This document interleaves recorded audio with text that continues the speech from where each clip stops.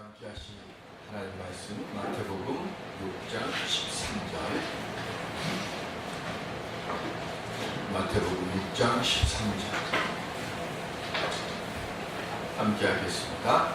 우리를 시험에 들게 하지 마시옵고 다만 악에서 구하시옵소서. 나라와 권세와 영광이 아버지께 영원히 있사옵나이다. 아멘. 한 절 더 보겠습니다. 요한 1서 5장 18절에서 20절 말씀. 요한 1서 5장 18절에서 20절 한 절씩 보겠습니다. 하나님께로부터 난 자는 다 범죄하지 아니하는 줄을 우리가 아노라. 하나님께로부터 나신 자가 그를 지키심에 악한 자가 그를 만지지도 못하느니라. 또 아는 것은 우리는 하나님께 속하고 온 세상이 악한 자 아래서 한 것이라. 함께 하겠습니다. 또 아는 것은 하나님의 아들이 이르러 우리에게 지각을 주사 우리로 참된 자를 알게 하신 것과 또한 우리가 참된 자 곧 그의 아들 예수 그리스도 안에 있는 것이니 그는 참 하나님이시요 영생이시라. 아멘.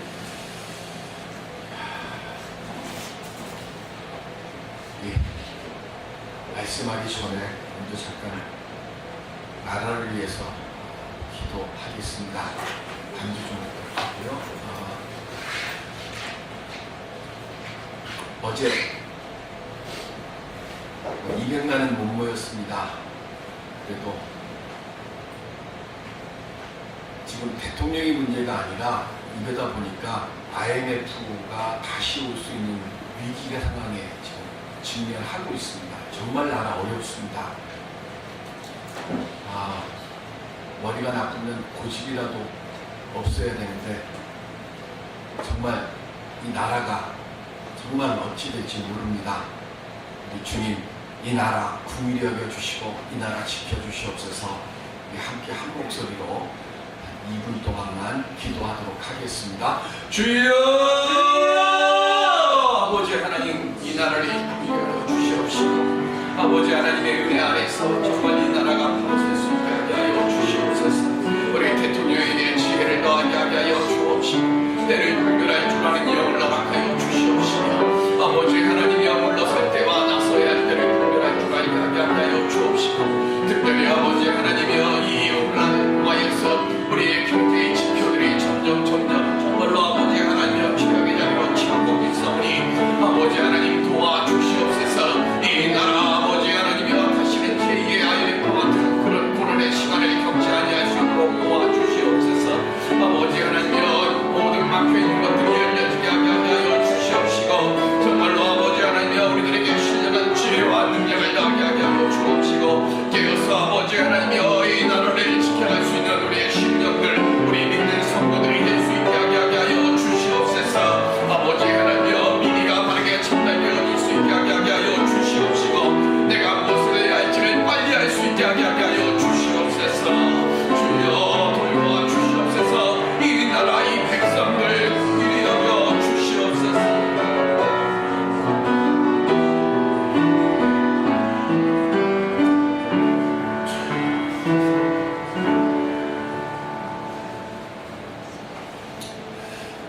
주님 오심을 기다리는 대림절 첫 주입니다. 우리가 지금 주님께 드려야 할 것이 무엇이 있습니까? 미국의 28대 대통령인 윌슨 경무에 시달리고 아마 여러 가지로 피곤했던 것 같습니다. 어떤 한 비서관이 찾아와서 윌슨 대통령에게 이렇게 이야기를 합니다. 대통령님 잠시 업무를 접어두고 기분 전환을 좀 하시는 게 어떻겠습니까? 그랬더니 윌슨이 잠시 무언가를 생각하다가 이렇게 이야기를 합니다. 내 상관이 허락하지 않을 것을. 비서관이 잘못 들었나 해서 다시 묻습니다. 예, 뭐라고요? 상관이라고요? 대통령 위에 상관이 있습니까? 없습니까? 우리나라는 있지만 대통령 위에 상관 없잖아요. 그러니까 비서관이 다시 묻는 거예요. 놀라서. 그랬더니 윌슨이 이렇게 얘기를 합니다. 그렇다네 내 상관은 바로 나의 양심이 있어. 양심상 임무 수행에 매진할 수밖에 없기에 자네의 제안을 나는 받아들일 수 없네. 양심이라고 하는 사전의 뜻은 자신의 행위에 대하여 옳고 그름에 그리고 선과 악의 판단을 내리는 도덕적인 의식이라고 합니다. 세상은 우리들에게 돈과 힘과 명예를 쫓으라고 자꾸 말합니다. 그런데 이렇게 잘못된 돈과 권력, 명예를 쫓다 보면 어느 순간 진리와 정의에서 너무 멀리 벗어나 있는 자신을 발견할 수 있고 맙니다. 어떤 것이 옳은지 판단이 서지 않을 때 잠깐 하던 일 멈추고 조용히 양심의 소리에 귀를 기울일 수 있는 우리들이 되어야 합니다. 그때에 내 자신뿐만이 아니라 여러 사람들을 행복하게 하는 길을 발견할 수 있게 될 것입니다. 믿는 우리들부터 양심의 법에 충실하게 살아갈 수 있기를 바랍니다. 우리가 그렇게 살아갈 때 우리 손에 촛불 대신에 진실의 꽃과 열매가 활짝 아름답게 맺혀지게 될 줄로 믿습니다. 이 열매를 손에 들고 주님 맞으러 갈 수 있는 우리 모두가 될 수 있기를 주님의 이름으로 축원드립니다. 그럼 어떻게 하면 이 은혜의 열매를 맺을까요? 주님은 우리들에게 두 가지의 기도를 말씀했습니다. 지난주에 말씀드렸던 시험에 들게 하지 마옵소서. 이 기도는 소극적인 기도입니다. 시험을 예비하지만 100%는 막을 수 없습니다. 운전하다가 보면 특별히 고속도로를 지나가는데 낙석주의 이렇게 써놓은 곳을 많이 봅니다. 낙석주의 뭡니까? 흙이나 돌이 굴러 떨어져 있지 모르니까 조심해라. 문제는 낙석주의라고 써놓은 그곳에 돌이 굴러 떨어져서 사고를 당하면 나라는 배상할 의무가 없어요. 왜? 낙석주의라고 가르쳐줬습니다.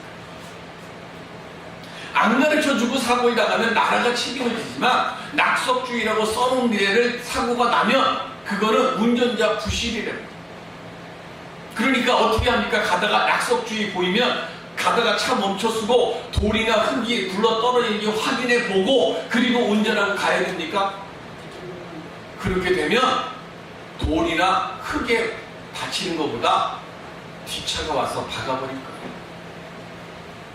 목욕탕에 가도 목욕탕에 뭐가 써있어요?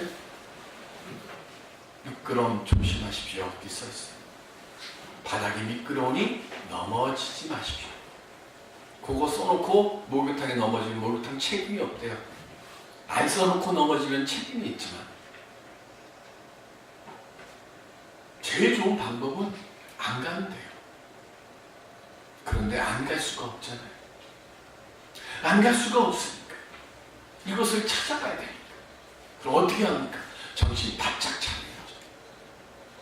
우리가 삶을 살아가다가 보면 시험 경보가 걸려있어요. 아이들한테 어디 이런 데 가지 말아라, PC방 가지 말아라, 이런 거 뭐 하는 거예요? 낙석주의랑 똑같이 경보 주는 거예요. 그런데 갑니다. 정신 바짝 차리고 항상 긴장하면서 삶의 모든 이 순간순간마다 그때마다 뭐 하는 거예요? 내 양심의 소리에 귀를 기울이면서 내 자신을 지켜가야 돼요.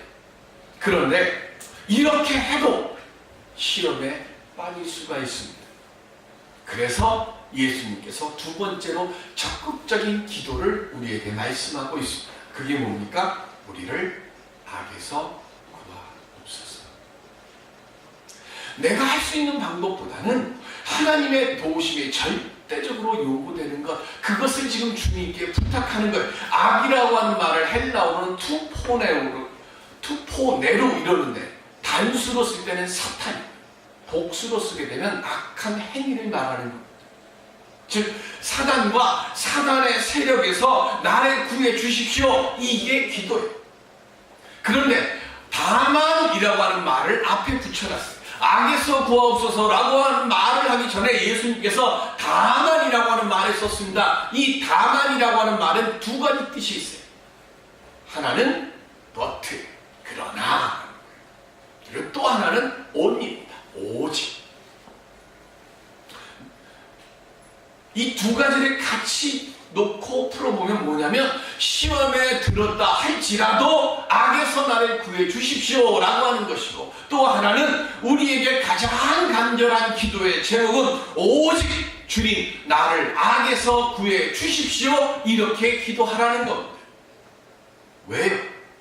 예레미야 17장 9절에 보시면 시작. 만물보다 거짓되고 심히 부패한 것은 마음이라 누가 능히 이를 알리오마는. 아멘. 예레미야 선지자가 우리에게 말하는 거예요. 세상에서 가장 부패한 것, 가장 악한 것이 뭔지 아냐? 그 바로 네 마음이야. 우리 마음에 그래서 악의 저장 창고라고 합니다. 여기서 내 힘으로 벗어날 방법이 우리에게는 없습니다. 그래서 예수님께서 다만 악에서 구하옵소서라고 기도하라고 말하는 거예요. 여기서 구하옵소서, 구하다라고 하는 말의 뜻은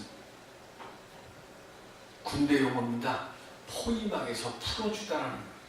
영화 제목이 있죠. 라이언 일병 구하기. 그거랑 똑같은 말이에요.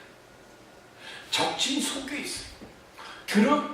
내 안에서는 나는 벗어날 방법이 없으니까 뭐 하는 거예요? 특공대가 와서 나를 꺼내줘야 되는 거예요. 악에서 구하옵소서, 하나님의 특공대가 와가지고 나를 지금 사단의 세력 속에 갇혀있는 나를 꺼내주시옵소서. 이것이 첫 번째고, 두 번째는 원수에게서 해방시켜 주십시오. 이게 두 번째 뜻이에요.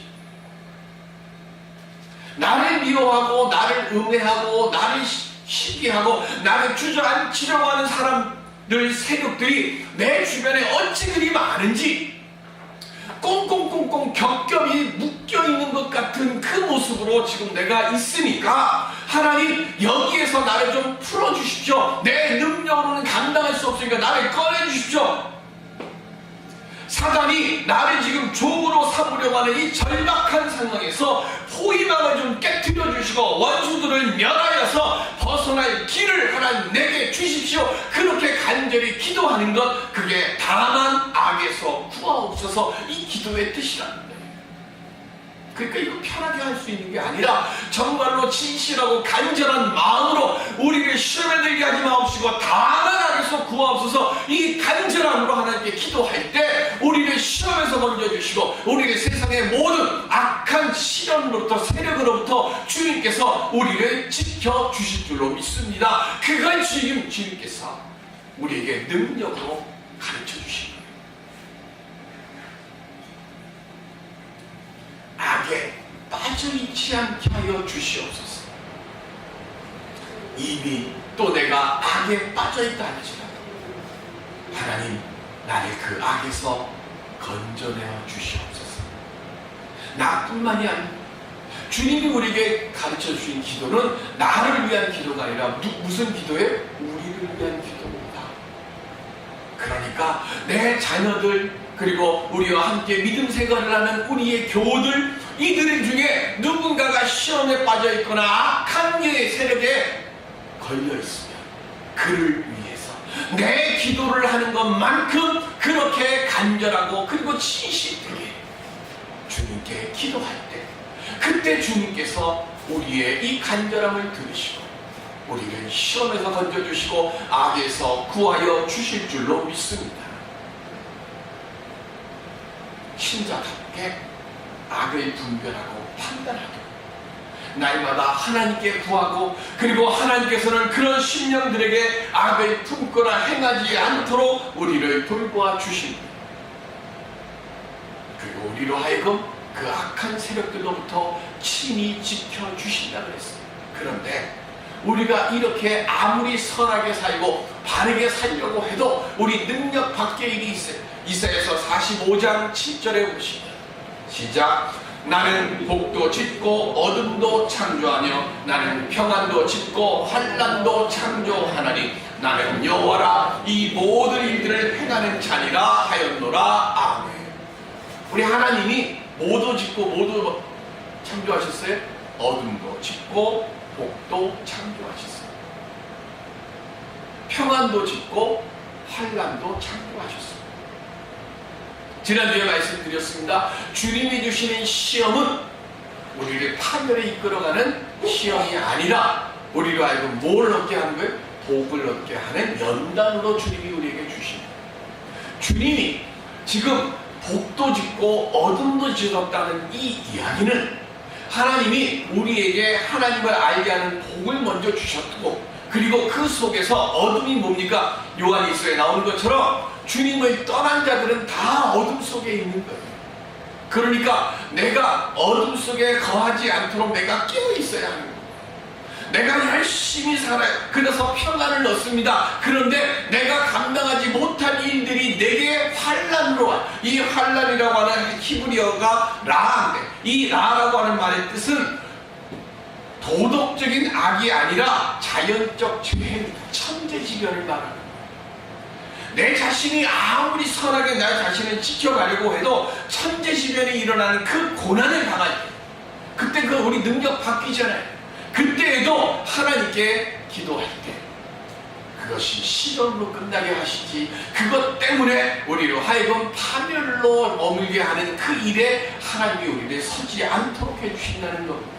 세상의 악은 이처럼 내 힘으로 감당할 수 없을 만큼 크고 강하고 많아요.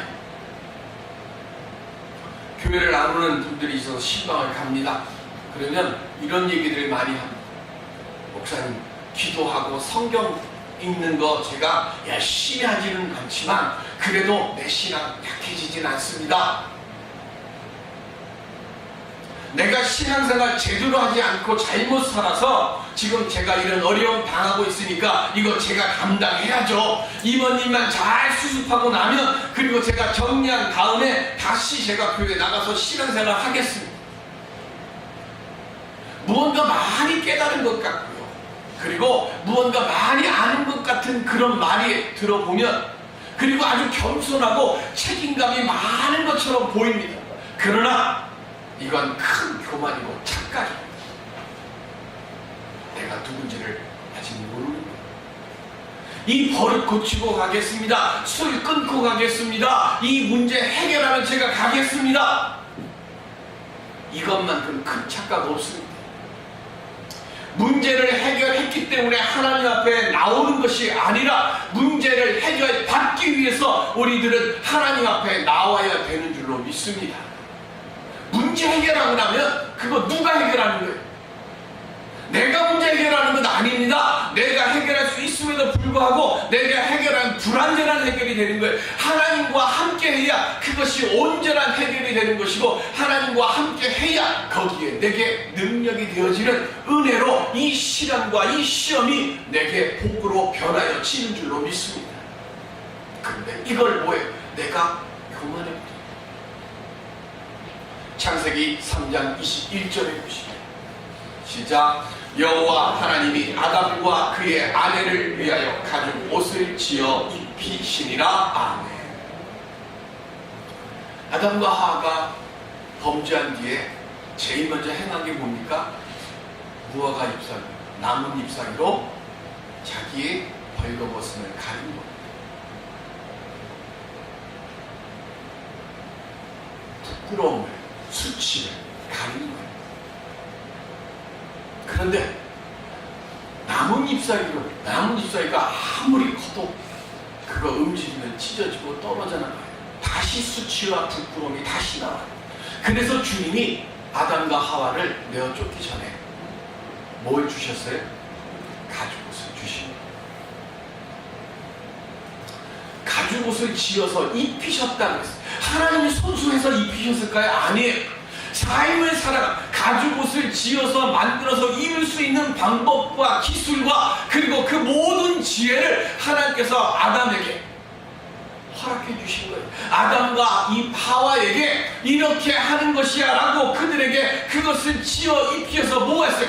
부끄러움을 가리도록, 수치를 가리도록 하나님께서 하여 주셨다는 얘기예요. 가죽옷은 근데 그냥 만들어집니까? 가죽옷을 입으려면 그 짐승이 양인지 염소인지 손지는 모르지만 그 짐승이 어떻게 돼요? 죽어야 돼요. 죽어야 가죽을 벗기 전에 가죽을 벗기고 가죽을 말려서 그것을 가지고 입어야 되잖아요. 누군가 내 수치를 가리기 위해서, 내 부끄러움과 내 허물을 가리게 하기 위해서 하나님께서 뭘 하신 거예요? 희생을 하게 하신 거예요. 그래서 이스라엘 사람들이 하나님 앞에 뭘 합니까? 제사할 때마다 번제를 드렸어요. 제물을 바친 거예요.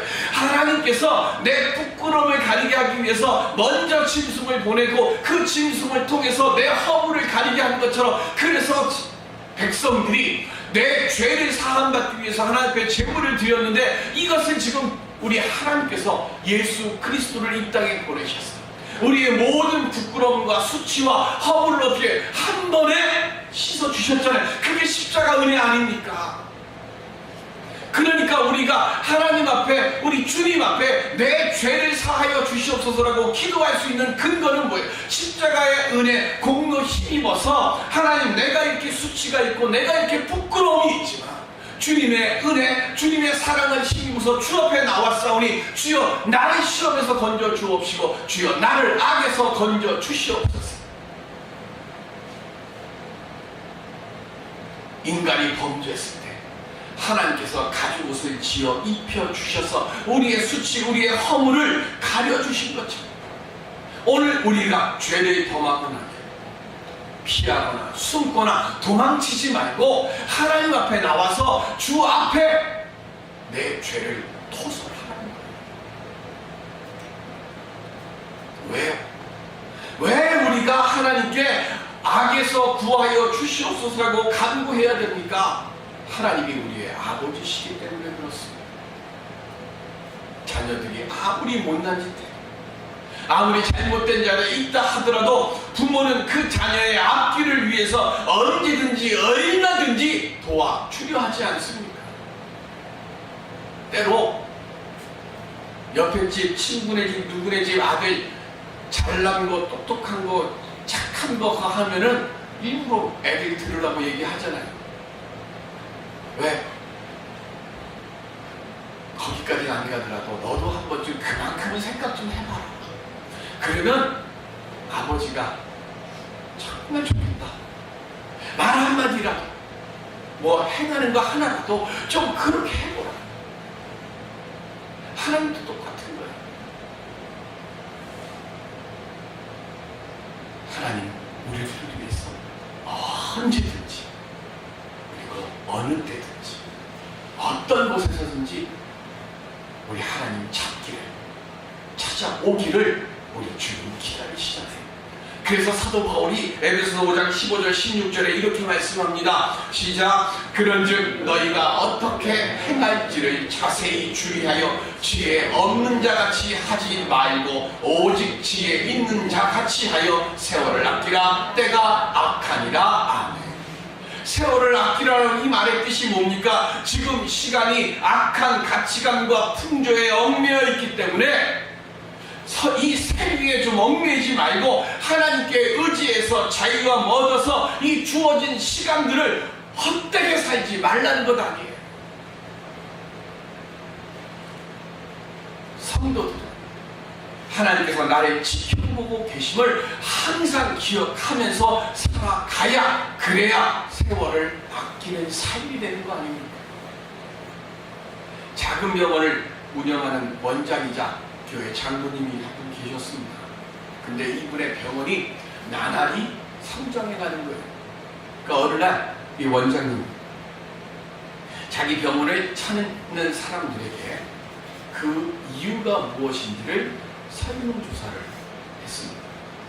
처음에 설문조사를 하기 전에는 교통이 편리하다, 시설이 깨끗하고 좋다, 아니면 시술하는 의사 선생님이 좋다, 이런 이야기가 나올 줄을 알고 기대를 하면서 설문조사를 했어요.